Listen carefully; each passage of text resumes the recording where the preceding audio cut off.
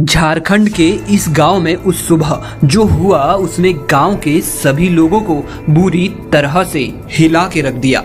दरअसल यहाँ माता दुर्गा भक्तों को दर्शन देने के लिए तालाब से हुई अवतरित। जो असली मामला था उसे अगर आपने जान लिया तो आपके मुंह से भी अपने आप जय माता दी निकलना शुरू हो जाएगा। झारखंड के गांव प्रतापपुर में रहने वाले कपिल को जब मां दुर्गा ने दिए अपने दर्शन और इसके पीछे की जो असली वजह थी वो और भी हैरान करने वाली थी।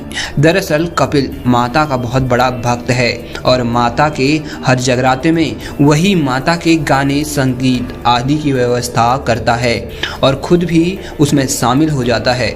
वैसे तो कपिल का पूरा जीवन यापन अपने एक छोटे से खेत पर ही निर्भर है, परंतु उसका एक सपना था कि वो माँ वैष्णो देवी के दरबार में एक बार जरूर माथा टेकने जाएगा, जिसके लिए 3 साल से वो अपनी आमदनी से कुछ पैसे जोड़ कर रख रहा था और इस साल तो उसके पास माता के दरबार में जाने लायक पैसे इकट्ठे होने वाले थे। परंतु तभी उसके साथ एक विचित्र घटना घटित हो गई।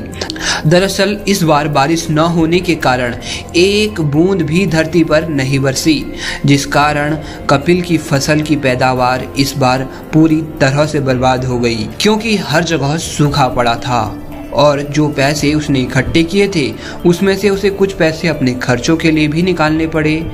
पर वह अंदर ही अंदर बहुत रोया और एक दिन तो उसने अपने घर के मंदिर में ही माता की मूर्ति के सामने अपना दुखड़ा रोना शुरू कर दिया।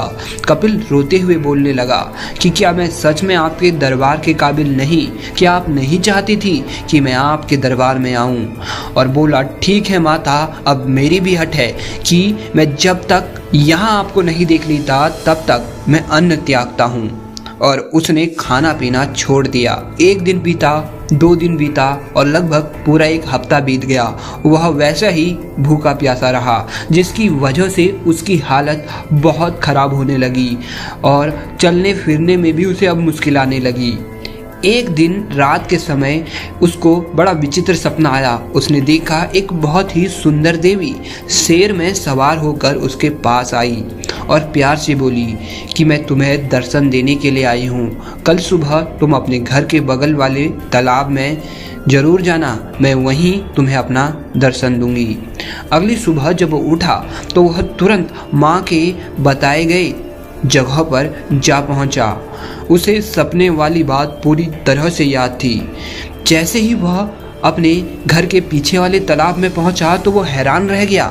पानी में उसे कुछ बुलबुले उड़ते दिखे और थोड़ी ही देर में वहां से जब माता की प्रतिमा निकली तो वो हैरान रह गया।